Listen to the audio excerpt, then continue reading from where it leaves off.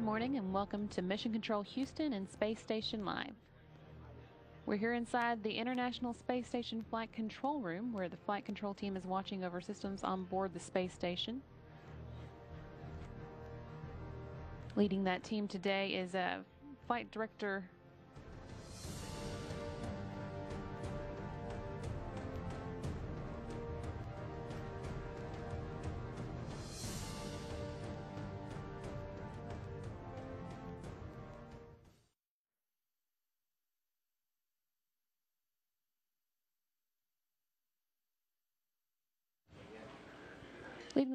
Flight Director Mike Lammers, with astronaut Aki Hoshide acting as Capcom. With 1 day left until the next Russian Soyuz launch and Orbital Science's new Cygnus cargo vehicle delayed until after that, the Expedition 37 crew is making their way through one last day of normal science and maintenance work before traffic to the station picks up again. The crew is now more than halfway through their day, which began at 1 a.m. Central Time. They're currently orbiting about 260 miles above the Southern Ocean, heading northeast towards Indonesia. They are Russian Commander Fyodor Yurchikhin, U.S. Flight Engineer Karen Nyberg, and European Space Agency Flight Engineer Luca Parmitano. They arrived at the space station on May 28th and have now spent 118 days in space. They've been alone at the space station since the other half of what was then the Expedition 36 crew left on September 10th. They'll be getting some company soon with the Soyuz launch scheduled for tomorrow. That will be delivering flight engineers Mike Hopkins and Oleg Kotov, as well as Sergei Ryazanskiy. And it's scheduled to lift off from the Baikonur Cosmodrome in Kazakhstan at 3:58 p.m. Central Time to arrive at the station 6 hours later at 9:48 p.m. Seeing here some video of the crew inside the integration facility at the Baikonur Cosmodrome in Kazakhstan as they prepared for their launch over the weekend. Today, the crew is going to be appearing before the Russian State Commission and participating in one final news conference in Baikonur. Meanwhile, in space, their waiting crewmates are busy with science and maintenance activities.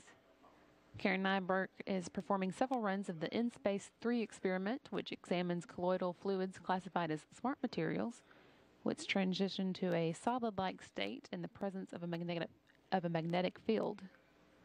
The hope is that new manufacturing models based on the idea of having these nanoparticles act as self-assembling building blocks could be used to improve or develop active mechanical systems such as new brake systems, seat suspensions, stress transducers, robotics, rovers, airplane landing gear, and vibration damping systems. While Nyberg worked on that experiment, Luca Parmitano checked off several of his activities. He spent some time first with the BCAT experiment, or the binary colloidal alloy test, which studies the effects of phase separation on crystal growth. And he did some annual maintenance on the station's exercise bike, lubricating some of its guides. In the Destiny laboratory, he replaced a ground strap on the Express Rack 3, which is one of the modular rack systems inside the station. Can house up to 80 experiments at a time. And he also worked on one of the spacesuits inside the Quest airlock to replace a waterline vent tube that's coming up on its expiration date. Some video of that activity here. On the Russian side of the station, Commander Fyodor Yurchikhin performed some communication checkouts with Baikonur in preparation for the congratulatory calls that will be made following tomorrow's launch, and he worked on the Coulomb crystal experiment, which studies the behavior of charged particles and weightlessness, as well as a technology demonstration experiment on guidance and navigation called Dalnost, or Distance. That's what's going on in space today, and this is Mission Control Houston.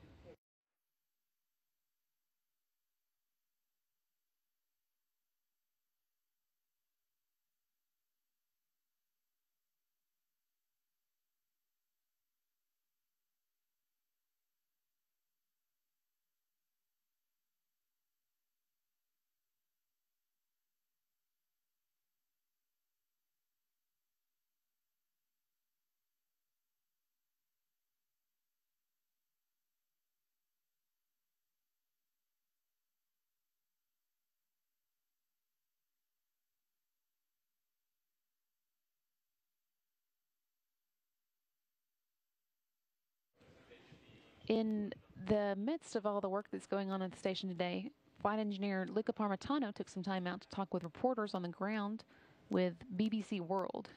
That took place at 7:40 a.m. this morning, and we have it now to play back for you here on NASA TV. This is Mission Control Houston. Station, this is Houston. Are you ready for the event? Houston, this is Station. I'm ready for the event. BBC World News, this is Mission Control Houston. Please call station for a voice check. Luca Parmitano, hi, it's Ros Atkins at the BBC. Can you hear me okay?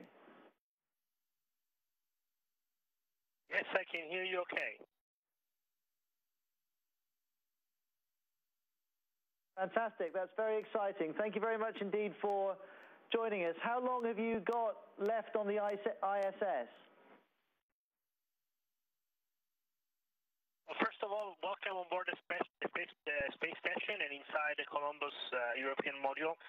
I've been here for about 4 months and I have 7 weeks left. Well, we appreciate your time. We're going to start recording the interview now if it's okay. Could you start by showing us around the room that you're in at the moment? Could you explain what's around you? Yes, with pleasure. So right now here we are in the Columbus module. Columbus is the European lab, which is the European contribution, the European Space Agency contribution to the International Space Station. We are at the very front of the space station.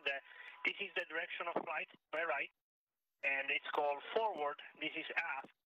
And what you see around me, we call this the deck, and this is the overhead. And around me are racks.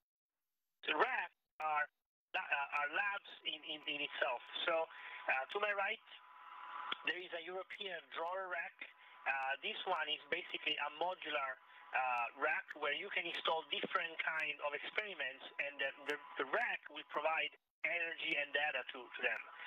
To my left, a similar concept. This is an American rack called the Express. This is the biolab. Is the European lab for biology experiments. And then behind me, other different kind of racks, also for experiments. This one is working right now is for fluid physics, and also behind me, 2 racks for human physiology experiments. Well, thank you very much indeed for the tour. Let me ask you about what happened with that spacewalk a few weeks ago, because lots of our viewers were very concerned about you. Tell us the moment that you realized that there was a problem. Sorry, every spacewalk is an adventure, and mine ended up being especially adventurous. And what happened is that I was outside. I'd been outside for about 40 minutes doing one of the tasks. And I was about to complete my second task when I felt some cold water in the back of my head. Now, since I don't have any hair, that cold sensation was very strong, and I realized that something didn't feel right. I contacted ground, telling them that I felt this water, I felt cold water behind my head, and I didn't think it was either sweat. I didn't think it came from my DIDB bag, which is the bag that we use right in front to drink water during an EVA. At that moment, my colleague Chris Cassidy was outside with me. He finished his task and came towards me to check my helmet, and he noticed the water crawling towards the front of my visor. It started covering my eyebrows and my ears, and that's when ground very promptly called terminate, which means we stop where we are and we go back inside and repress the airlock. So I did that. I started moving towards the airlock. In the meantime, the water kept crawling to the front of the helmet. The problem in zero-G is that the water just creates a glob and doesn't flow. So it just kept accumulating until it completely covered my ears and my eyes, and then finally even my nose. So I was only left with my mouth to breathe, which luckily the water never reached my mouth. I was always able to breathe through my mouth. I just couldn't hear or couldn't see anything. But thanks to the training and thanks to the support from the ground, all the engineers and the ground support people that helped me, they guided me back. They got me back inside the airlock, pressurized very quickly the airlock. The crew on board, Karen Nyberg, she had the controls for the repressurization. She did an excellent job keeping us updated on the state of the repressurization. And in a few minutes, really, the emergency was solved. Now, for me, those were very long minutes, but I was always confident the whole time that Chris was there to help me, and that the ground was there to help me, and the crew on board was always there to help me. Well, Luca, thank goodness you're okay. It sounds absolutely terrifying. You sound far calmer when you talk about it than I think most of us would have felt. Now, we've been telling the people who follow us on Facebook that you were speaking to us here on Global, and they've been leaving lots of questions for you. I wonder if I could ask you a couple. Thomas would like to ask you, how far do you go from the ISS when you go on a spacewalk? What's the furthest you can go? So when we go outside, we never leave contact with the space station. We're always in contact with the structure. So we come out of the airlock, and we have cables. They're called safety tethers. They're kind of like the ones that you use with little dogs to let them move around and then get back. You can get them long, and they're 85 feet long.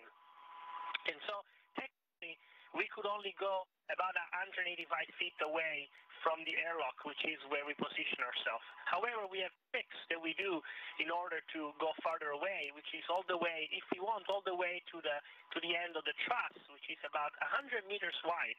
And in order to do that, anchor different safety tethers, we call them packs, so that we always have a way back. They always safely attach the station, and we can go all the way to the end of the truss, all the way to the front of the station, coming out of the airlock.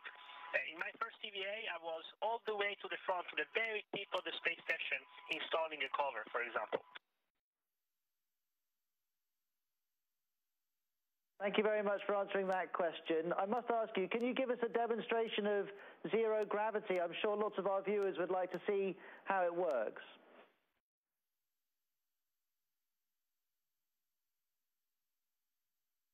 So I have here things that most people find important, and it's food and a drink.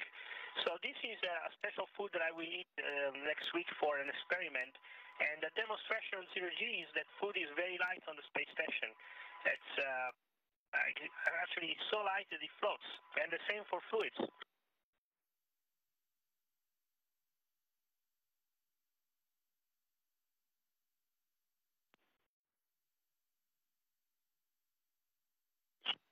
So this is some orange juice that I rehydrated, and I better get it before it goes all the way to the top.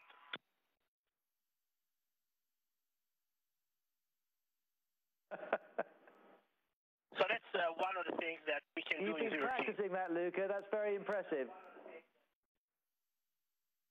Fantastic. Well, that leads me on to the next question from our Facebook page. We've a viewer in Ghana who... A viewer in Ghana would like to ask you, what's your favorite food on the ISS? Oh, that's a great question. Actually, the food on the space station is really good. We have all different kinds of food, some provided by the Russians, some provided by the Europeans, other provided by the Americans, and we all share this food.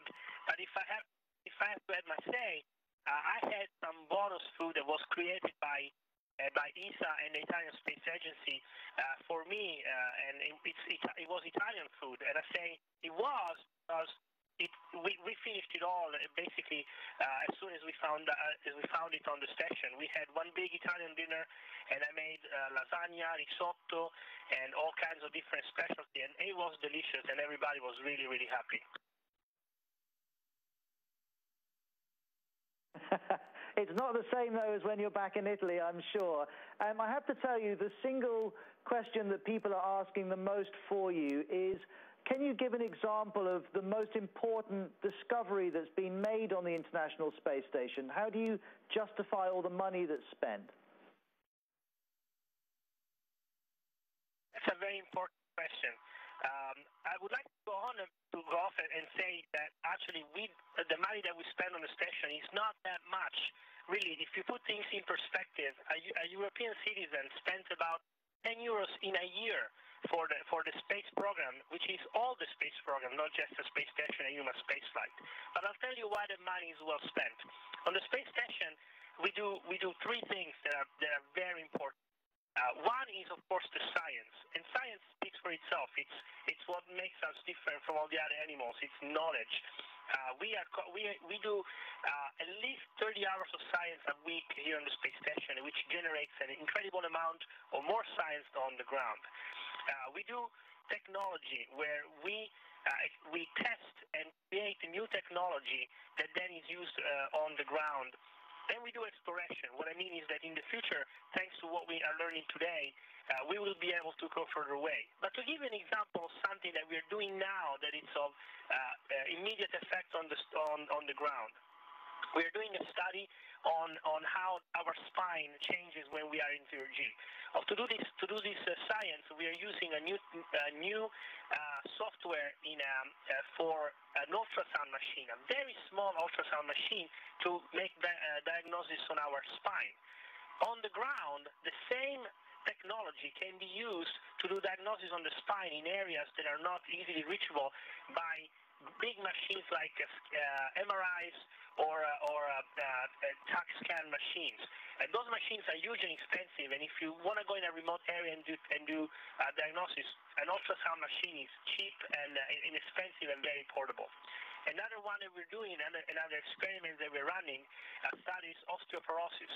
Here in orbit, an astronaut loses bone mass, but we are studying a diet that balances potassium and proteins to figure out what's the best combination to minimize the loss of calcium from the bones. But imagine if all the millions of people that suffer from osteoporosis could benefit from just a diet rather than cures or medicines just to improve their health. I think these studies are of immediate impact and are just a fraction of what we do on the station. Luca, we really do appreciate your time. I wonder if you could do me a favor. Would you be able to say hello to all of our viewers who use the BBC World News Facebook page to say thank you to them? Absolutely. I would like to shout out to all the followers on Facebook of the BBC World News. I'm Luca Parmitano from the International Space Station, and please continue following the news, continue following us.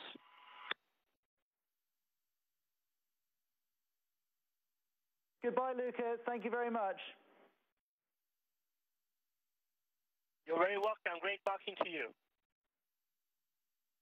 Station, this is Houston ACR. That concludes the event. Thank you. Thank you, BBC World News Station. We are now resuming operational audio communications. Copy. That again was a recording from earlier today of Luca Parmitano talking with the BBC World this morning during an interview from the ground.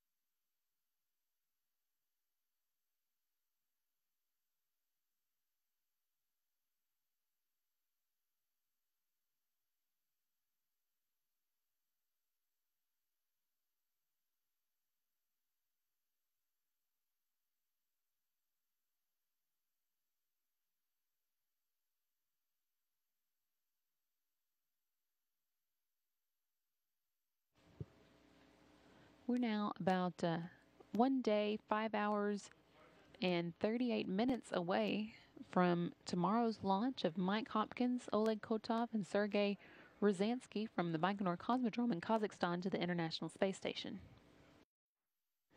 Those three have been in Kazakhstan for a few weeks now, making their final preparations for the journey.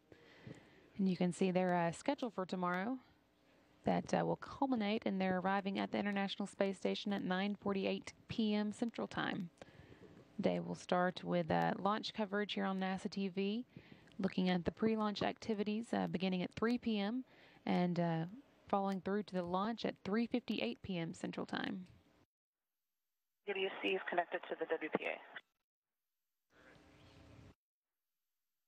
Copy, we concur, and we see the offload and work. Thanks.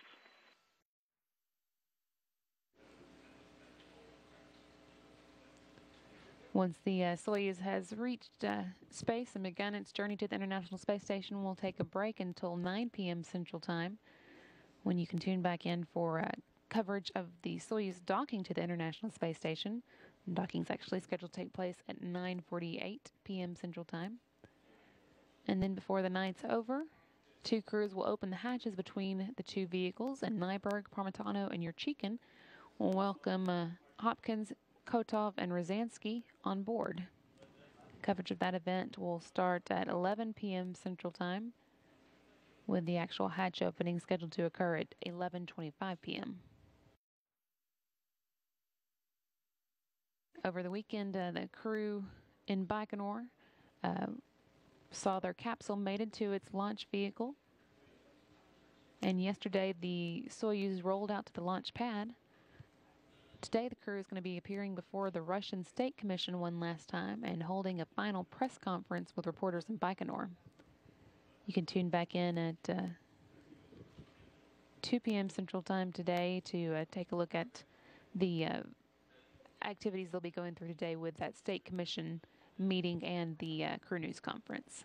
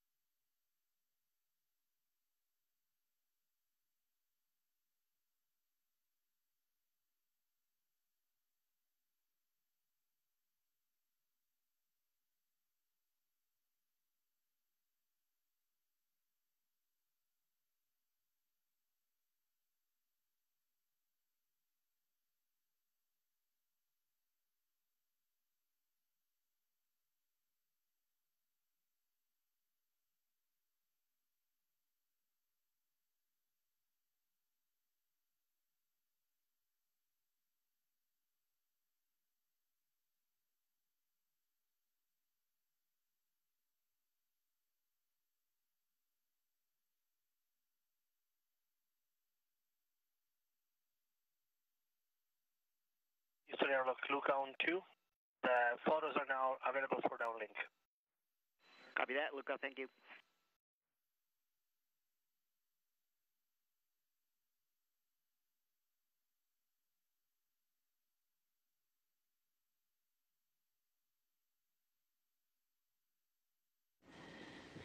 Quick look there at Luca Parmitano working inside the Quest airlock on board the International Space Station, where he was doing some maintenance work with the spacesuits in there.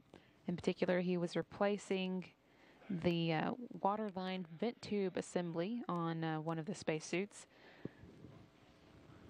That is just a regularly scheduled maintenance activity that equipment had come to the end of its lifetime inside the station and needed to be replaced. So he's been working on that with the team here on the ground. Did have a little bit of trouble getting the old assembly disconnected, so the team here on the ground now is looking at what they might do to help him with that. For Merlin. Yes, sir. Go ahead, M2. Whenever you guys give me the go, I will be ready just to set up the Merlin. We are ready when you are.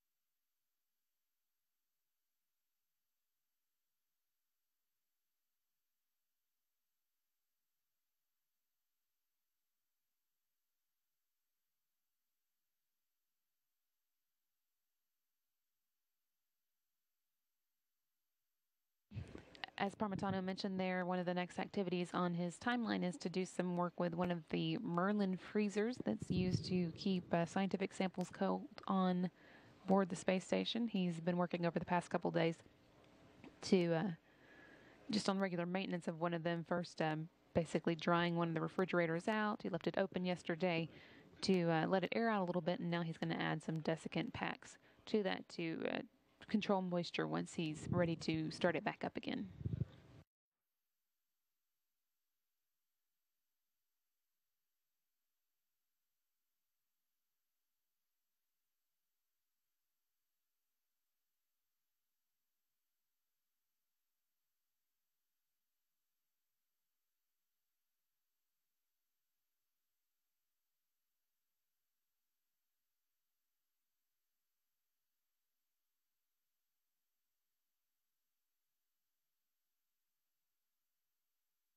Merlin actually stands for the Microgravity Experiment Research Locker Incubator, and it's, as I said, basically a freezer for scientific experiments on board the International Space Station.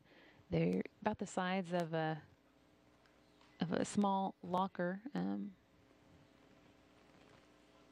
can be used for a variety of experiments. The temperature range on a Merlin is anywhere from negative 20 degrees Celsius to 48.5 degrees Celsius, which is equivalent to negative 4 degrees Fahrenheit and up to 119 degrees Fahrenheit.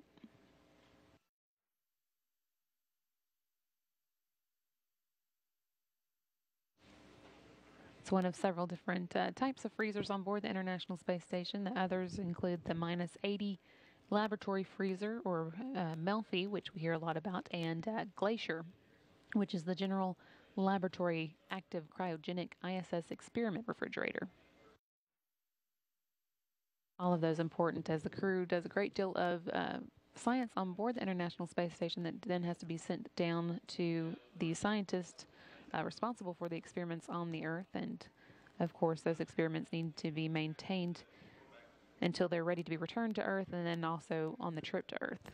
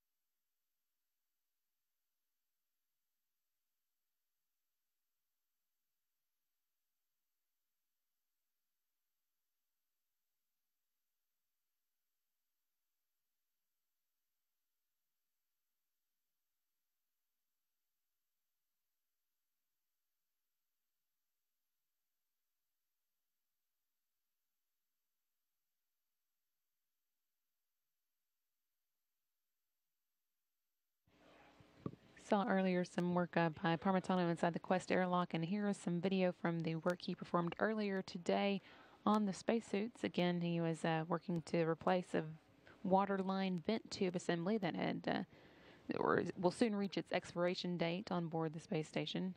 It's a look there inside the hut, or the hard upper torso part of the spacesuit, basically the shirt of the spacesuit, which houses a lot of the equipment that keeps the spacewalkers alive while they're outside of the space station.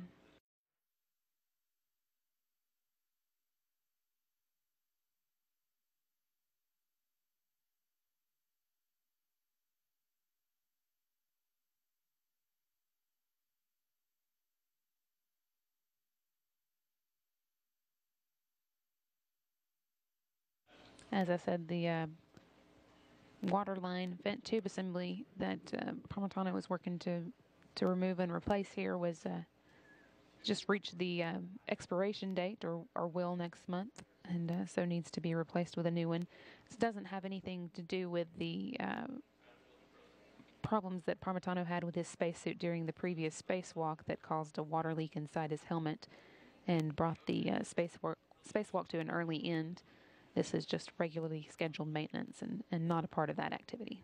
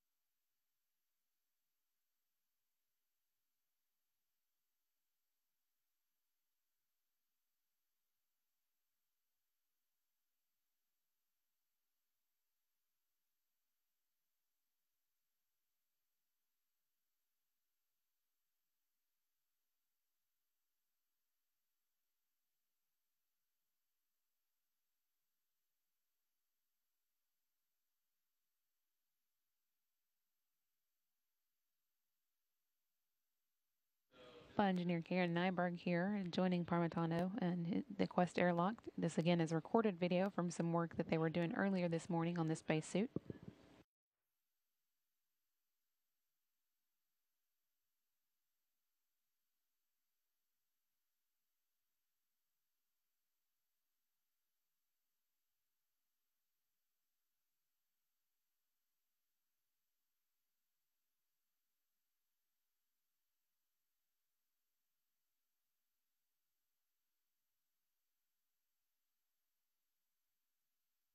Houston Station on 2. Go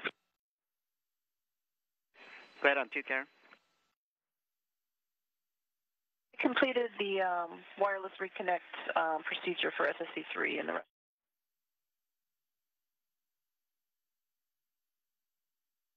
That it's glued, and Karen seems to agree with me. What you guys are seeing is not Velcro. It's actually the glued strap. I'm going to show you another view, but the whole point is to access some fasteners, and I think I can access those fasteners without removing that part. Yeah, look, we were looking at the figure, actually figure 4, and looking at that figure, it shows where the Velcros are, but we agreed that it's probably not enough to be that stiff. We were talking about whether you can access the fasteners without removing that, but give us a couple of minutes. We're scratching our heads.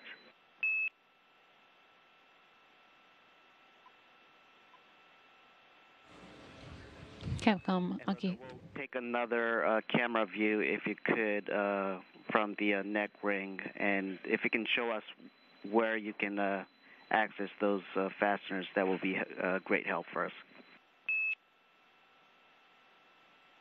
Capcom Aki Hoshide there, talking in this recording from earlier today of the work that Parmitano was doing with the spacesuits, and about to get another look down what's called the neck ring, basically the neck of the spacesuit inside the hard upper torso assembly, or hut. Houses a number of the systems of the spacesuit that keep the astronauts alive in their own personal spaceship, essentially. In particular, looking at the water line vent tube assembly, which Parmitano was working to replace. For the view.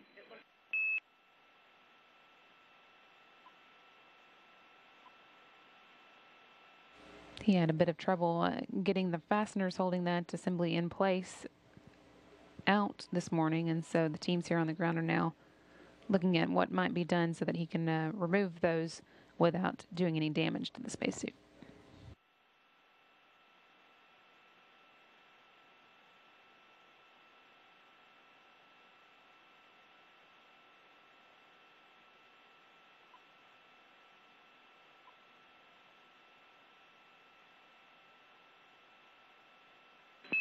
Yeah, thanks, Luca.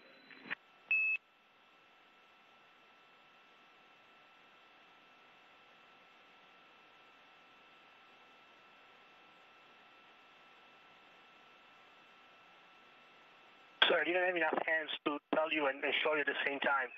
What I was trying to show you is that the green line that you see next to the shield is actually the same glue that's around the tubing.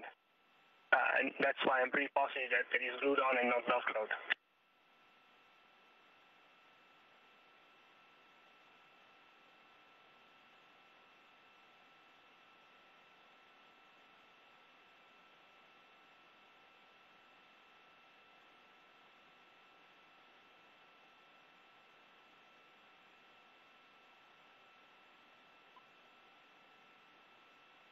And Luca copied your last.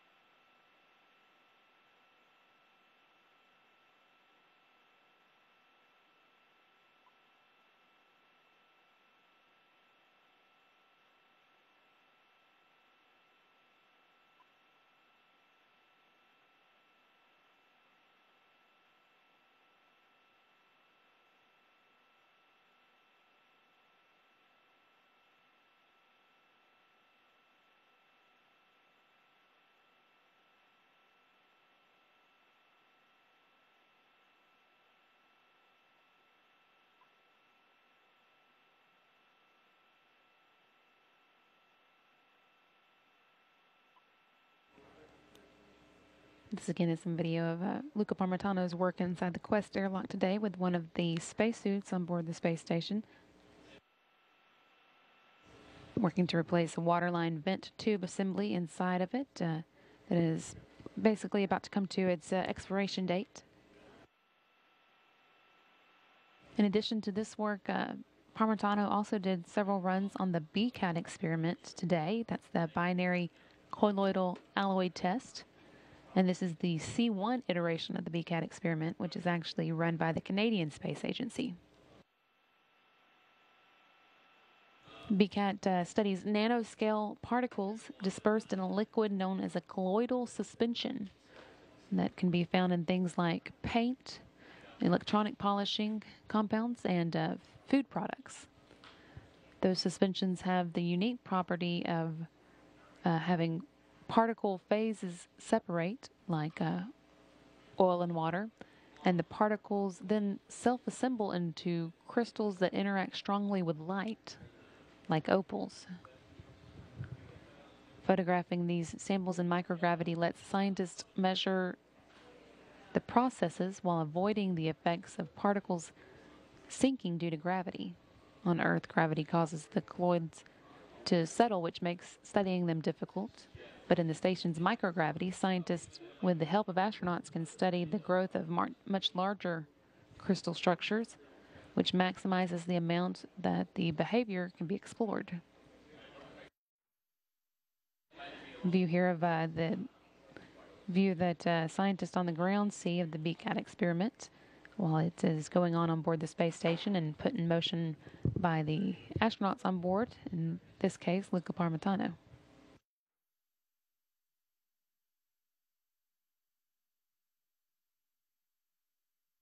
Improved understanding of the process that studied during the BCAT experiment could lead to a more refined manufacturing process for commercial products.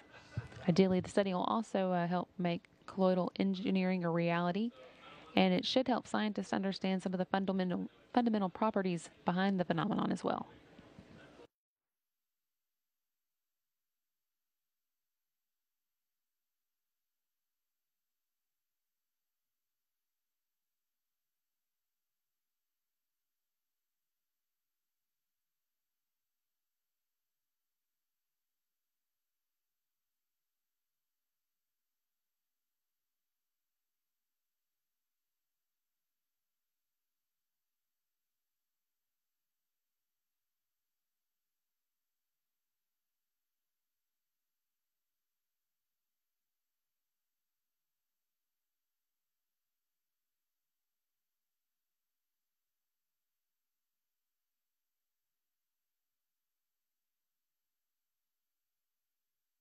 A large portion of flight engineer Karen Nyberg's day has been devoted to the InSpace 3 experiment, continuing Parmitano's work on the experiment from Monday.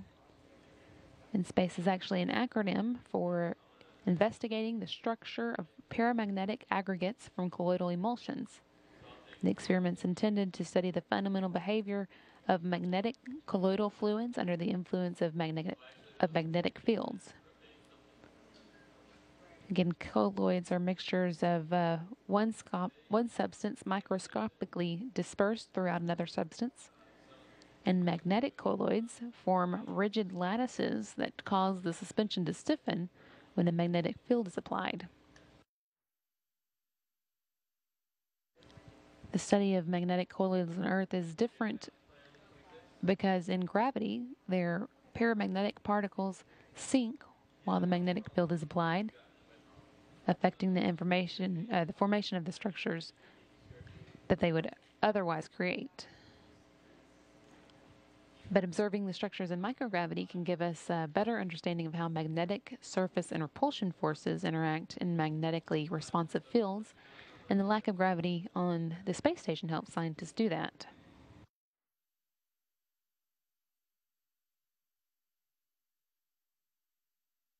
The knowledge will be used for space applications because the fluids are used in electromechanical interfaces and devices in which the fluid is exposed to magnetic fields that can affect their operations. That includes things like tunable dampers and brakes, and in the future, robotics, clutches, and a host of vibration control systems are all envisioned. Also, the study has benefits here on Earth. It can improve our ability to design things like bridges and buildings to better withstand earthquake forces. Nyberg and Parmitano performed a total of 6 runs on this experiment last week, which actually puts them a bit ahead of schedule on the experiment for this expedition and gives scientists on the ground a lot of good data to work with.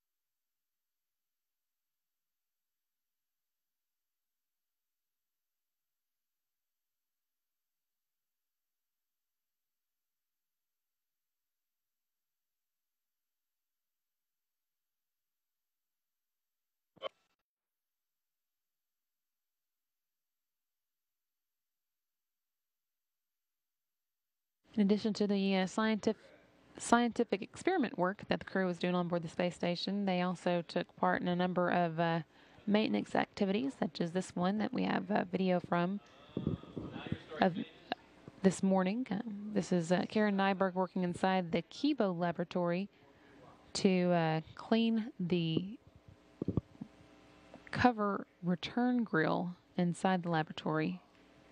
That is basically a filter that would go over air return vents to make sure that nothing gets sucked into them as they work on filtering out dust and other particles from the station's air.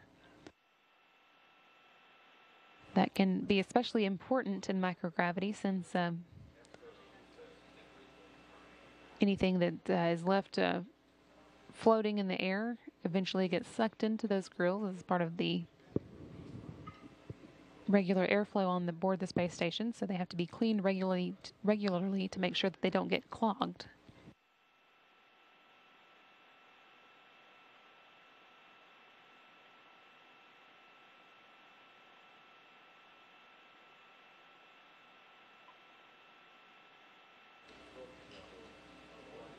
This sort of activity is one of the types of things envisioned for Robonaut, the robotic crew member that was sent to the station on board STS-133. One of the purposes envisioned for that robot is that it can help offload some of these sorts of housekeeping duties from the crew so that they can spend more of their time on things like scientific experiments. But it has a lot of more work to do before Robonaut is ready to perform that sort of task. At the moment, he's actually confined to one spot since the robot doesn't have legs at this point. However, eventually the idea is that it would be able to move around the station and perform these sorts of tasks with primarily help from the ground rather than needing to use valuable astronaut time for such activities.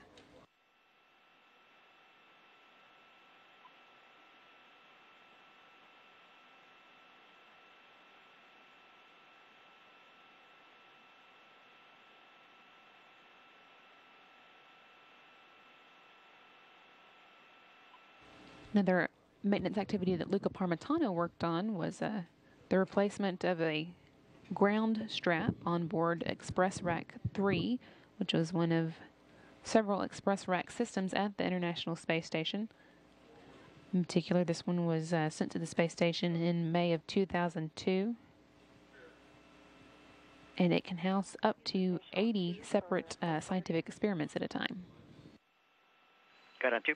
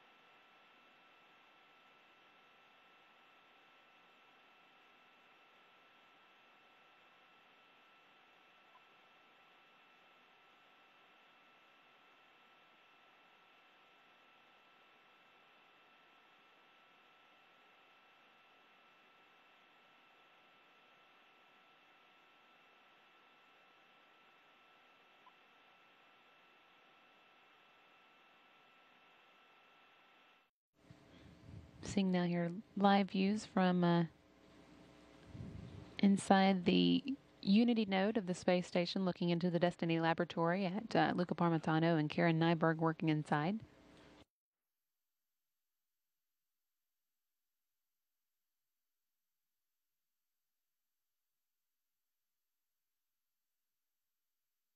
Parmitano is getting ready to do some scheduled exercise with the space station's ARED equipment. That's an advanced resistive exercise device, basically the weightlifting equipment aboard the space station.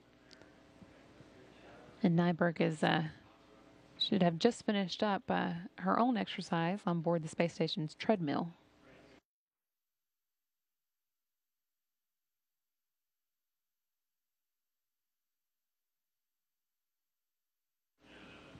Crew has a little over 3.5 hours left in their working day before they're scheduled to begin their pre-sleep time, and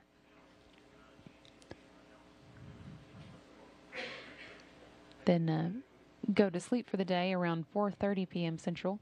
They'll be waking up a little early or a little late tomorrow to begin shifting their sleep schedule in preparation for the arrival of the Soyuz to the International Space Station a little before 10 p.m. tomorrow night.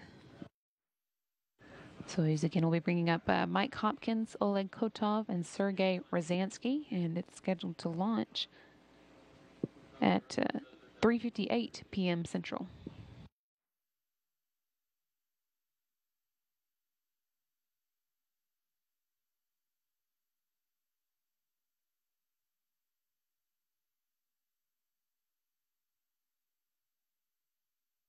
One other experiment that the Expedition 37 crew members have the option of taking part in today is the Crew Earth Observation Program. As they have time, astronauts on board the station can take advantage of special opportunities to photograph specific features on the Earth as they fly over. Those photographs record the Earth's surface changes over time, as well as dynamic events such as storms, floods, fires, and volcanic eruptions. And the images then provide researchers on Earth with key data for better understanding the planet. More than 500,000 photos have been taken from the International Space Station, and in just the last few weeks of the Expedition 37 mission, this crew has taken close to 1,000 of their own.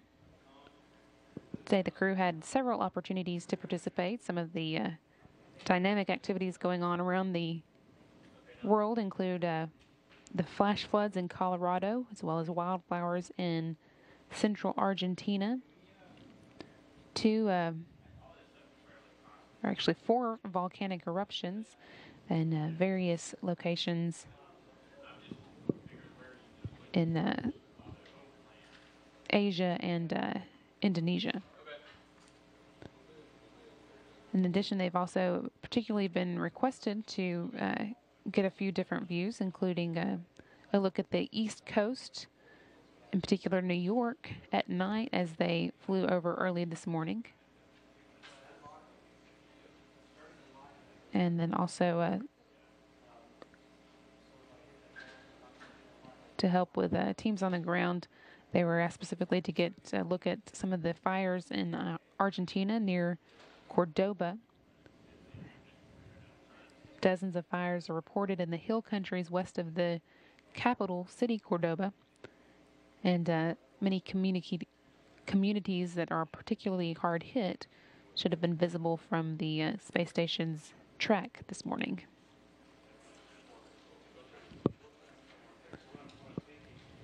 They were also requested to get some night views of Cairo and Tel Aviv as well. And then at the crew's request, they were given an option of taking some photos of Baikonur as the crew, their future crewmates, get ready to launch from there tomorrow. Many of the locations on Earth have already been previously photographed from space, and some of those photographs can be seen online at the Crew Earth Observation website, which is eol.jsc.nasa.gov. And if you'd like, you can also turn the tables on the crew and observe them flying overhead. To find out when you might be able to see the space station in your night sky, visit the International Space Station website at nasa.gov/station. And in addition to a lot of interesting information you'll find there, there is on the left-hand side of the screen a link that says Station Sightings, which you can follow to a page to look up sighting opportunities by city, state, and country. Again, that link can be found on the International Space Station website, which is nasa.gov/station.